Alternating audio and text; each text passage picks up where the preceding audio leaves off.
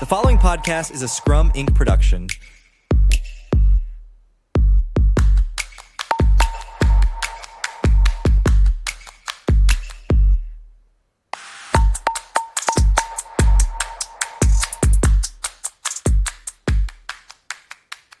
Hi, welcome back to the Agile CEO. I'm Sutherland, the CEO of Scrum Inc. And today I have the honor of being joined by the First Sea Lord of the Royal Navy, General Sir Gwyn Jenkins, also the Commandant of the Royal Marine Commandos. Thanks for coming on the show, Gwyn. Real pleasure to be here, Jen. Yeah, good to see you again. Good to see you. So I thought we'd start with how you encountered Agile for the first time, which was back in 2019, 2020, when we first met. I was wondering if you could just sort of tell that story. Yeah, I was assistant chief in the Navy at the time. So directly responsible for maybe a couple of hundred people, but principally in charge of strategy for the Royal Navy. And we were given a particular challenge, which was how to construct the Navy's strategy and approach to the then defence review that was running in the UK.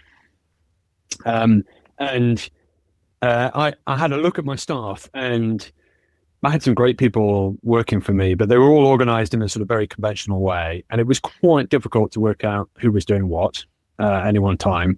I knew I had a couple of kind of rock stars on the team who would be my go-to drafters for the strategy that we're going to write for the Navy and how we were going to approach this. But I just felt that it wasn't enough to just lean on those two. That wasn't going to get us the best result that we could possibly do for the Navy. And I was searching around for another way of bringing this all together. And it just so happened that a really good friend of mine, Darren Cheeseman, who was in charge of innovation of the Navy at the time, another Marine, he gave me your red book. And he said, look, he said, and he knew I was a bit of a change agent anyway, and he knew I had a slightly unconventional background in the Marines. So he said, look, read this, have a look. I've got some contacts. We might be able to connect you up if you're interested. So I read the book. I was hooked by page 3 or 4, I think, in the book. It really resonated with everything I already knew about how challenging it was to run big bureaucracies and big organizations. So I asked for a conversation with you and your team, and then said, well, let's see how it goes. We'll organize an away day. And we brought you to London with your team, and you briefed the naval staff, as they were my teams, on how Agile might work. And that got us to a venue in London with you, a bunch of whiteboards, a bunch of Post-its to start talking about what Agile could be for the team. So one thing that impressed me about that is after the very brief conversation, you decided, hey, we're going to go all in. We're not going to do this halfway. We're not going to sort of do an experiment. We're actually going to do it. I was wondering, what drove you to make that decision, which I think was very powerful? So I think, I had read this book. My principal staff, they'd read the book as well. We'd made sure that we were clued in. Not everybody in that room had read it. And I have to say, a lot of it was instinct in the moment. I think, the more we went on with the day, the more we explored the possible by reorganizing the way we work, introducing some new working practices, the more I became convinced that this was definitely worth a go. And in terms of the risk calculus, I figured even if it didn't work, the worst case of what would happen is I'd end up falling back on my 2 or 3 rock stars who would write the strategy for us, and we would present it to the then First Sea Lord as the Navy strategy, and nobody would be any the wiser. It would have been what we'd produced anyway. And we had time, not much time, but we had a bit of time to be able to have that fallback position in place. But I was pretty convinced that by harnessing the capacity of the whole team, that couple of hundred people that we had available to us, we would get a much better product and we'd get a much better solution. And then it really sort of became clear in conversation with you and thinking about it that, it was tempting to sort of dribble into this and say, well, we'll introduce a bit of Scrum and maybe we'll do it in a couple of places, but not across the whole teams. And, let's be cautious. Really, that's not my That's not my modus operandi. In truth, that's not quite how I roll. So we just made an executive decision at the time. I was really blessed by having a lot of delegated authority from my boss, who trusted me and my position at that point. And I effectively said to the teams, you know what, we're going to do this 100%. So pay attention to what we're doing in this room, because this is going to be the model for how we implement. It was a properly brutal way of doing it, I have to say. Not necessarily, I wouldn't necessarily advise it to others looking for a template on how to do it, because it was kind of extreme. But I'm so glad we did it. It literally changed my life, and definitely changed the way that that we approached that whole kind of strategic inflection point for the Royal Navy for the better. It was really powerful. What were the things that you felt really affected your organization the most, that really sort of made an impact in the outcomes that you were looking for? Oh, so I'd probably list three that goes to the kind of way that Agile organizes itself, and Scrum in particular.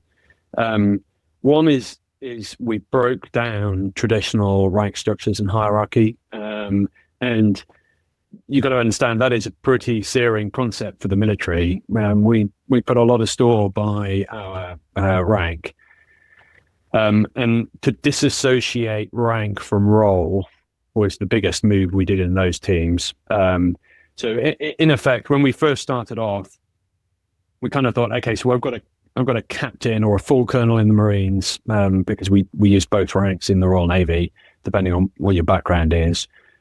And traditionally, they would be the sort of oversight of a whole bunch of teams. We quite quickly worked out that some of those individuals were just better placed because of their background, their experience, their skill set. They were better placed being in a team, offering their value to those that were doing particular packages of work for us. And that actually some of the junior people were just better at the kind of more macro organization of several teams at once. So, but what it was once it was implemented, it was super liberating for our people, because they started to realize that there wasn't all this sort of pressure for what their rank was within the structure, and therefore what they thought they needed to do. We were liberating them to be able to bring their best skill sets to apply for those teams against a specific objective. And in many ways, I've got quite a long sort of operational combat background. It's quite like how we do combat operations, which is, you put the best person in the best place to do the best job you can because the imperative demands it. What Scrum gave us is it helped us create that kind of imperative against the timelines that we had in order to justify the reorganization. So I think they're sort of breaking down the traditional layers of bureaucracy that the rank structures create was one of the really important bits. The second bit was the linked to that is the multidisciplinary teaming. So again, in the military, like a lot of bureaucracies, we tend to organize by specializations within the larger headquarters, at least. Not interestingly when we're tactically at the front line, but within headquarters, we put all the finance in one place, and we put all the policy dudes in another place, and plans go over there and operations go over there, and then occasionally they all meet and talk about what they're doing. That's a super inefficient way of working. It's effective in the sense that it puts your specialization in one place, makes it easier to manage that particular bit of the stovepipe, but it just kills sort of multidisciplinary coordination and cooperation. Multidisciplinary teams overcome all that. So we had one team, we had a strategy dude, and we had an operations expert, and we had somebody who was in charge of media or whatever it was, empowered them to make decisions at the kind of appropriate level, and then allowed them to just solve problems. And that really, really speeded up both the coordination across the different functions, but also our ability to make decisions rapidly. And then the last one, in case I get all too geeky and heavy on the great things about Scrum and Agile ways of working, it was just a lot of fun. So if I when I first started working in those teams, as in charge of those teams, I'd say it was a pretty standard higher headquarters office environment. It was pretty quiet. it wasn't quite clear what everybody was doing, but everybody was really busy, and there were lots of piles of paper and lots of typing going on and all this, and everybody looked very serious. And we worked quite long hours, but we weren't quite sure what we were working long hours on, but everybody was really focused on it. Once we switched into Scrum, it was just the energy on the floor plate. So it got to the point where we were having so much fun delivering all of this that people in the rest of defense in the MOD would come and watch what was going on the floor plate. So the kind of buzz went around the building. It was so untypical of what was going on in the MOD at the time. We had quite a spectator sport of people coming by to see what the naval staff were doing, just because it was obviously very different to anywhere else. And that kind of energy and enthusiasm that comes from genuine high performance, I think. It comes from teams that, and we might come on to this, but teams that have a better understanding of their capacity and what they have to do, and are not being worked too hard. So they're working hard and they're very focused, but they've got plenty of gaps and plenty of breaks, and we're making sure their energy levels stay up in a collaborative environment. Just creates a buzz, and that was genuinely good fun. So I want to dig into a little bit something there. This is something we've talked about before, like in an operational context, whether it's in the military, or it could be in a laboratory, it could be in a study group, or anywhere you're actually doing stuff and reacting very quickly, whether it's an emergency, whether it's just you're doing the cool stuff that why you joined the military or do this other kinds of stuff. But then when you go back into headquarters, there's all of a sudden all this bureaucracy is sort of built up. And it blows my mind sometimes, because you talked about like why people joined the military, why people got into science, why people did what they did. It was or the fun of doing it, right? And especially in defense, like that's a huge mission. Why do you think that the bureaucracy builds up and stops that when you move back into sort of a headquarters kind of operation? So I think there's some very understandable reasons, and I don't think any of them are a good excuse, if you see what I mean. So there are good understandable reasons why that happens in bureaucracies, but none of them are a great excuse, and it's all possible to overturn. And we might come on to learned helplessness in an organization and why it feels so difficult for people to change. It's an illusion. It's a bit of psychological baggage, I think, but a powerful force nonetheless. So bureaucracies by their nature are both resilient and resistant to change, and those are sort of two sides of the same coin. So in one sense, a bureaucracy is a great instrument for government because it's very difficult to throw it off course. It will provide consistent performance over a long period of time. Not very good performance necessarily, but a consistent performance. And you kind of want some of that in government, because you don't want the government to be completely random, and you want to make sure that resources are being well spent and they're accountable and all that kind of thing.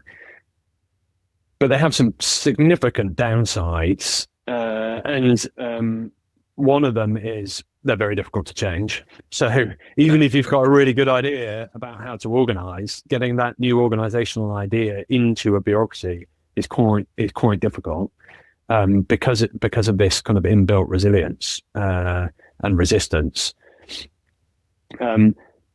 Part of the way bureaucracies function is they take I describe it as a micro approach to risk. So the sort of job of the bureaucracy is to manage down every individual piece of risk. And they are a sort of risk control mechanism for government. So whether that is risk to life in this a military sense, in terms of protecting our soldiers, sailors, Marines and airmen in their operations or their daily activities, that's a great thing. 100%, as you'd expect, all in favor of that. Risk to budget, so control individual spends and costs in order to try and make sure that we run on time and on budget, or any other number of areas. The problem with that sort of stovepipe, because that's the other piece, is they work in stovepipes. So as with the naval staff, you tend in bureaucracy to put all your specialists in individual areas. So your finance are on one floor, your or one part of the Pentagon, and your kind of plans team are in another, and your logistics team are in another, and then because you stovepipe like that, you have to create these sort of really complicated and complex management mechanisms to bring all those specializations together at regular intervals in order that they can coordinate and collaborate and all the rest of it.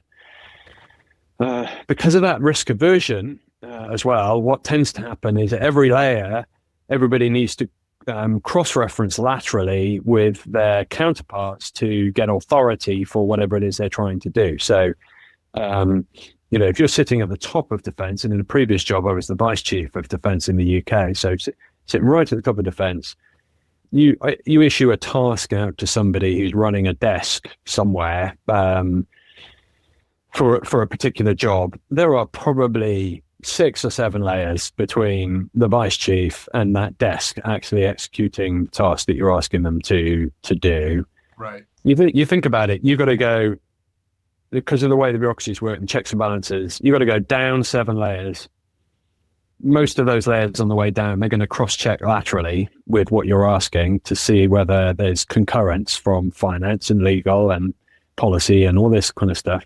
And then eventually, that knocks around the original task a bit, gets down to the desk does their best. They then pass their solution back up. The solution coming back up gets more cross-referencing to all these different areas. And by the time it gets back to the original task officer, like me, the 4-star, Chinese whispers has happened, and it's almost unrecognizable from the original task that was given out for lots of good reasons. But it is completely obscure to anybody as to how it managed to get to where it is, because it's gone through so many layers and through so many checks and balances that you've lost the golden thread of direction to action and back up. So I think that's quite a long-winded answer, but that is why bureaucracies are constructed to manage risk. But by trying to manage risk, you tend to lose sight of the whole picture. And the ultimate consequence of that is bureaucracies are not very good at managing micro risk, which in my sense, boiled right down to the essence of what we try and do in the military. My job is to protect the country, is to make sure that I'm ready to fight the war if the war comes, in order that we can establish deterrence and not have to fight the war in the first place. So we prevent war by being credible for war. That is the only risk I'm really interested in, ultimately, in terms of service of my nation, is making sure that the military, my service, the Royal Navy in my case, is ready for the conflict that might come. The problem with the bureaucracies is they lose sight of that, and they tend to be so obsessed with managing small micro risks in stovepipes and layers that it loses sight of, are we actually ready to fight this war? Are we actually moving at the pace that we need to in order to make sure that we're credible? Yeah, I mean, we've talked about before that the greatest risk, and the research is really clear, that the greatest risk is time. How fast you do something is actually the greatest risk. Yeah. And I want to take that to sort of move into, I was wondering, now that you're first Sea Lord, head of the entire Royal Navy, first of all, certainly for our American listeners, you explain what that job is. It's sort of also what you're trying to do, because you just came to this post a few months ago. And as you said, you're trying to move the Navy to be ready to fight and win if called upon. So the Royal Navy is tens of thousands of people, billions of pounds worth of budget.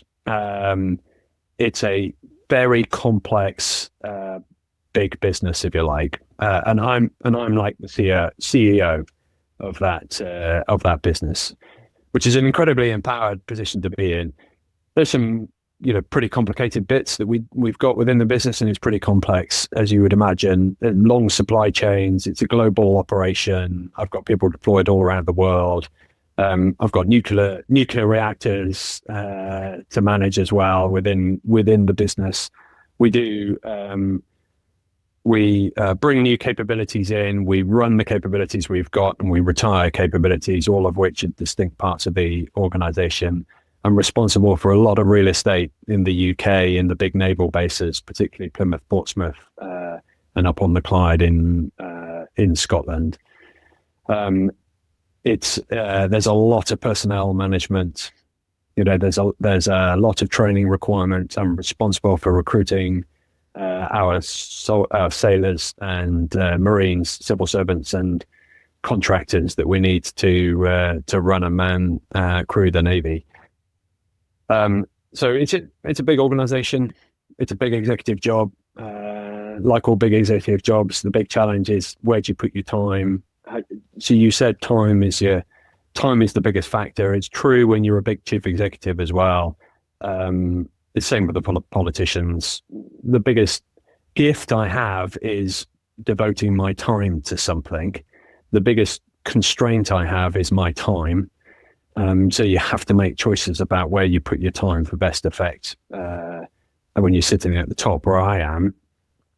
So what I've done with the Navy is outlined a vision of how we make sure the Navy is ready for warfighting and can keep up with the pace of change in the world, can adapt to the threats that we face. I'm really lucky because I've been gifted by a new defense review that came out just as I joined the Navy in this role in the summer from the current government. He's given me really clear orders about the need to transform and modernize my force, and time frame within which we need to make sure we're ready for conflict, particularly in Europe. And that's provided me with a real focus. I've then distilled that down to my teams and said, okay, I'm going to set a number of objectives for the next 100 days between now and Christmas in order to start moving the organization at the pace that it needs to move at. And we're gonna go through a series of sprints through the autumn in order to start generating belated momentum behind what we can do. The great thing for me is going around the Navy, talking to our sailors and our Marines, civil servants, contractors. They're all 100% motivated by their mission. It's the great thing, is the gift we have within the forces is our purpose is really sound. We protect the nation. There isn't a better purpose out there.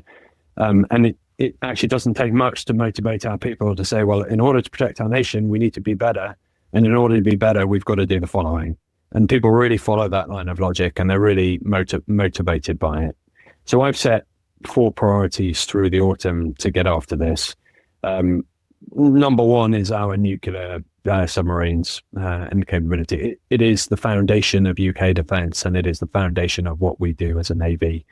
And it absolutely must be a ruthless focus for us. It's a very complex, expensive business, as you'd expect. We are world leaders in the capability we provide in that area, and we must ensure that we stay there. The next 3 are really structural ways of working, priorities. Next is leadership. I'm a fundamental believer that an organization's culture comes from its leadership, and it comes from the way its leaders behave at all levels. It doesn't matter whether you're the most junior leading hand or whether you're a 4-star in charge of the organization.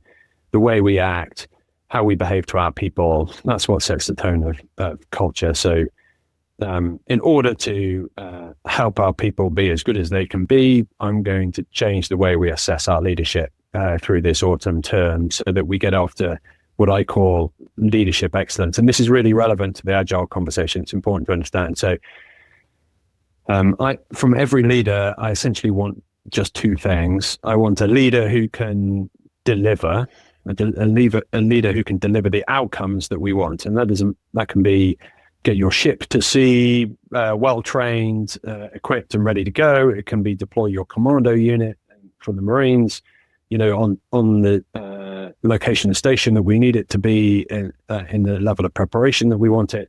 Could be delivering your capability on time. Could just be managing your desk effectively. Doesn't really matter. Your responsibility is to deliver. But the excellence bit comes from, but I want you to deliver whilst motivating your people to be as good as they can possibly be. And that means creating high-performing teams and organizations. And that's high performance in the fullest sense of the word. So, I have a challenge with the military when I speak to them. I often talk about high performance and the need for high performance. And sometimes you see people's shoulders sag a little bit because you say high performance, but what they hear is, I want you to work harder. And that's not what I mean. That's explicitly not what I mean. Otherwise, I would say, I want you to work harder. High performance is about being rested, and it's about being centered in yourself, and it's about being able to bring the very best of what you've got to give into your work environment in order that you can perform and you can help the team perform. back to that Scrum story of when we introduced it into the naval staff, part of the sort of standout piece there was the morale that we had across the teams, the energy that we had from people, because we're using the framework to create this environment of high performance. So what I want from leadership, the leadership sprint is about, creating the tools so that we can do the analysis to find those leaders who are practicing leadership excellence, who can deliver and motivate their people in the best possible way, because those are the people who want to be the future leaders of the Navy. The third one is innovation. So one of those manifestations of a bureaucracy is, and it's not, this isn't just a government thing, I see it in industry all the time. I don't have an innovation problem in the Navy. I've got lots of innovators, and I've got lots of innovation taking place all across the Navy. My challenge is one of scaling that innovation across the fleet at the pace of relevance. And I'm going to, by Christmas, have built a model which will show defence how we can scale innovation at pace across the Navy. And we're putting in place a bunch of mechanisms with colleagues across defence in order to show how this innovation can take place at pace. But innovation, of course, also means innovation in the way we work and how we move faster as an organization, which leads me to my last priority, which is agility. We have to be an agile organization. And I mean that in sort of both senses of the word. I mean, I want to practice agile in the way that we work, and I want us to be agile as an organization so that we can move at the pace of relevance. There's a great phrase that I love using because I think it's a powerful motivator for me, which is, the pace of technological change will never ever be as slow again as it is today. This is as slow as it gets, everybody. So if you found the last few years baffling, buckle up, because the next wars are going to be even faster. The so what for that, for me as an organization, and the reason that I need to overturn my own bureaucracy is because, the bureaucracy by definition is quite slow, because there's lots of checks and balances, and there's lots of kind of micro accountability in the way that it does its work. The bureaucracy also loves to try and predict what the future will look like. So we build our equipment programs around sort of 10, 15, 20-year plans of what we're going to deliver. And that was fine enough for an industrial age. We're not in an industrial age. We're in the digital age. We're in the machine learning age.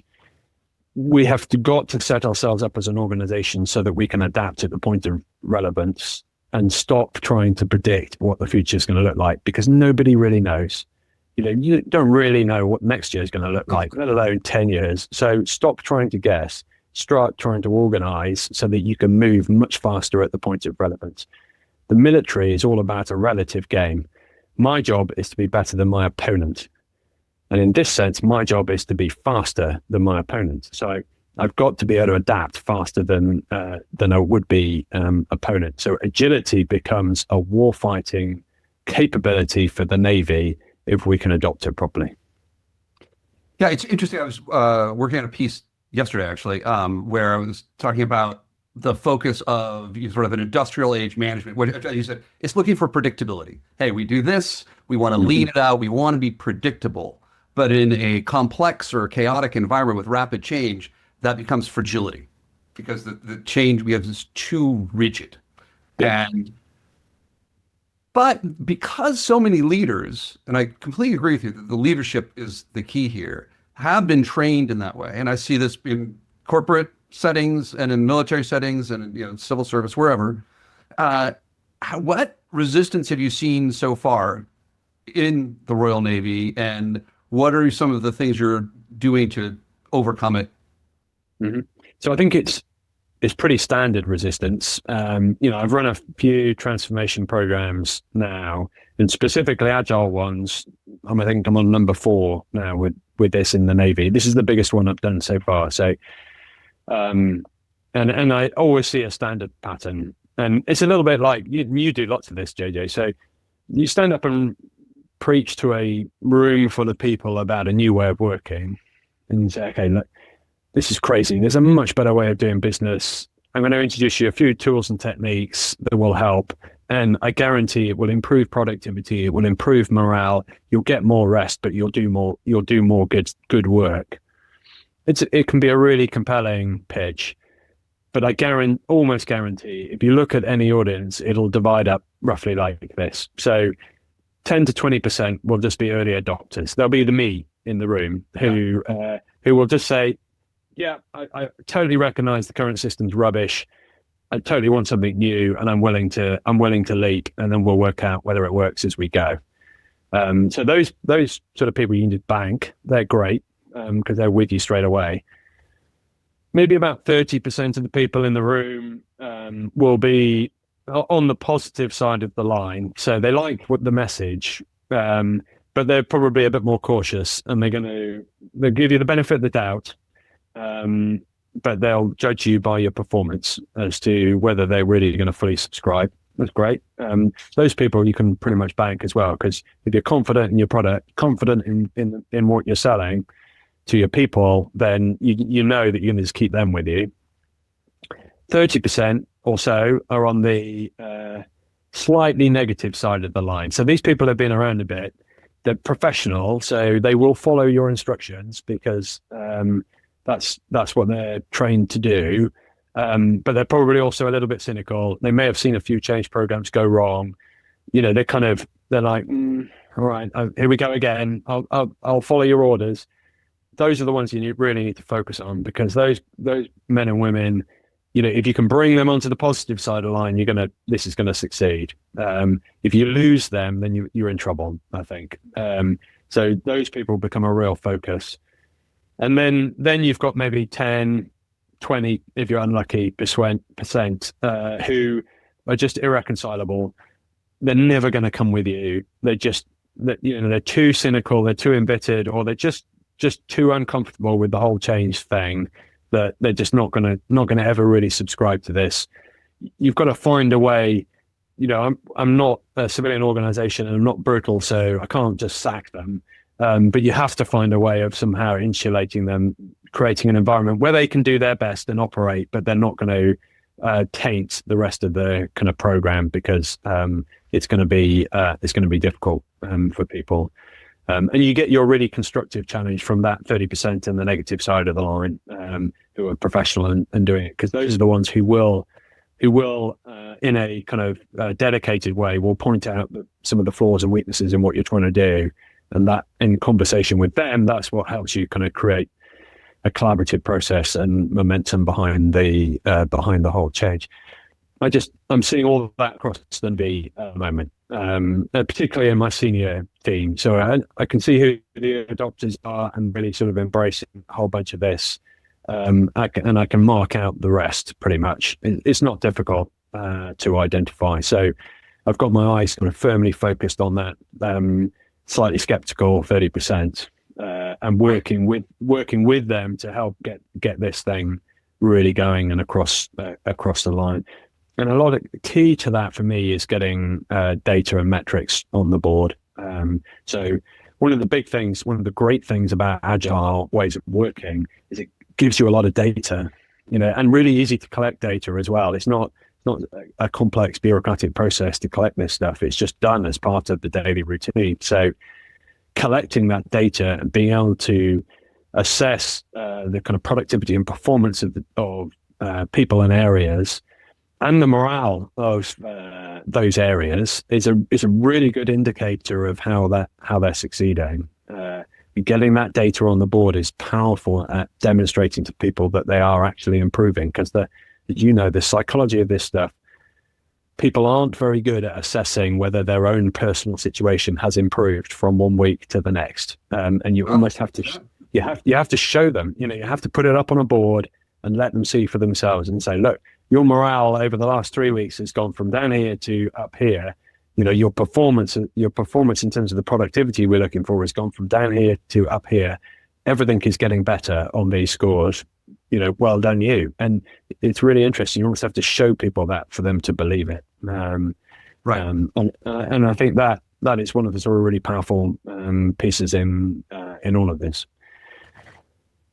Yeah, yep. I mean, I think, you know, data is hard to argue with. if you have good data.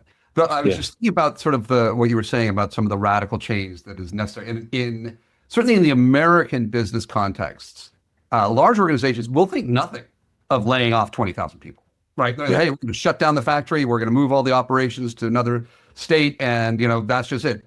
But then if you talk to them, say, okay, you made this radical decision, which has affected thousands and thousands of people, and, got rid of jobs. But how about we talk about why don't you change the way you're working? They're like, oh, that's too radical. That's too, and I'm just like, that's crazy. I was talking to Professor Cameron Kunzelman, who's going to be on the show in a few weeks, yesterday about this. And he just pointed this out to me for the first time. It's like, American corporations are fine with radical change, but only in certain ways. So I see that all the time, and I think there is something, it's really tough. So I can sit there and I can give people a great conversation on how the bureaucracies evolved, where they came from, 1920s, Henry Ford. Basically, we've all followed the same model of how he organized factories, went through Roosevelt, went through, the big change in the US in how central government was structured. We all adopted it. All our bureaucracies are built on the same sort of model now. It's all about specialization, layers, compartmentalization, risk management, all that kind of stuff. But the really interesting bit is nobody's actually being taught that. So we've got lots of professionals. I've got lots of people. I've got aviators, I've got submariners, I've got finance specialists, logistics specialists, personnel specialists. I've got so many people who are just fantastic at their role and deeply knowledgeable, intelligent in ways that I never will be on their own areas. I have yet to come across the person who has been taught how the organization actually works, as in how a bureaucracy functions, and to understand from a systems perspective, which I can get a little bit geeky about, understand from a systems perspective how the motivations are working within the system to help create the whole, from its parts. Because of that, it's almost because nobody has really been taught it, they've just learned it. It's been inherited. So they spend 20, 30 years in these careers, and they have an instinctive understanding of how the organization operates. They can draw you a wire diagram. They can show you, which department is where and who the boss is and things like that. But that's not the same as understanding how the system functions. Because of that, it's almost ingrained with them at a level that is very resistant to any kind of logical counter, because you're trying to use logic to counter something that is much more intrinsic to them, that is part of their fiber of their understanding of the organization. And I think that makes it really challenging to sort of overcome. So it can be really frustrating. If you're like me and you're a bit evangelical about there's got to be a better way of working, surely this makes more sense. Sometimes I just have to wind myself back a little bit and say, no, I've got to appeal at the right level here, because if I just try and batter people with logic on why new ways of working, Agile, Scrum is such a better way of operating, it won't. The kind of defensive walls, the resistance to change will just come up. So I have to approach it from a different angle, and I have to sort of get people into a space where I'm saying, yeah, but does it feel right? Does this feel like the best way we could organize in the way that you're working at the moment? What frustrates you about the way we're working at the moment? And you've got to lead them into a conversation and say, well, I can genuinely show you a better way of working where we can prioritize better. We can understand your capacity. I can give you a workload that you can achieve. I can make sure that you understand within that workload where the priority is sitting. And then I can give you lots of latitude as to how you achieve the outcomes that you're looking for.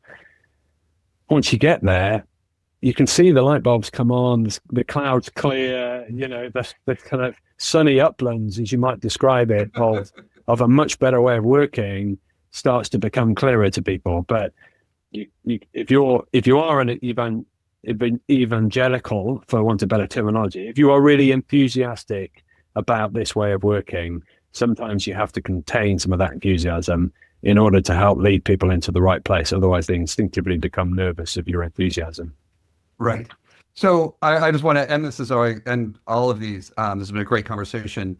Is if you had one piece of advice, if there's another senior leader about to embark on, okay, I've just taken over. I know I need to change my organization. Thinking about doing this agile thing. What would your one piece of advice be to them as they begin? Definitely go for it. Absolutely. So, like any leadership role, you need belief in what you're trying to do. It's not you can't go through the motions on this business. Leadership that is just faux leadership, that is just providing the cover story in a headline sort of way, gets found out very quickly. The one thing people will look for is, what are you doing? So you can stand there and say, hey, we can be agile and we do this great way of working. And then if you go back into your office and you're just a standard CEO tyrant with your people and there's no organization and it's all a bit chaotic and you're exhausted and you're clearly working too hard and people will look at you and say, well, why should I change? If this was so good, why aren't you doing it, type thing. So I think the one thing I have learned now through lots of these kind of programs is the senior leadership team have got to invest in it. Otherwise people see through it and that will be the excuse. You will never get that second 30%, the sort of slightly negative 30%. You will never get them on side if you're not being true to the message that you're sending and if you're not living what you're preaching to your people. So yes, go for it, but it's going to take a lot of commitment because you're going to have to do it yourself if you really want it to work. Well, on that, thanks so much for talking today, Gwyn. I really appreciate you coming on the show. Pleasure. It's all right. It's great to talk to you again, Jamie. Thanks very much. The Agile CEO is brought to you by Scrum Inc. In today's fast-paced world, adaptability is key. Our expert consulting services tailor transformations that drive measurable success, creating resilient, high-performing organizations. Whether you're leading a team, managing an organization, or guiding enterprise-level change, we're here to support your journey. Transform with confidence and achieve the outcomes that matter. Learn more at scruminc.com.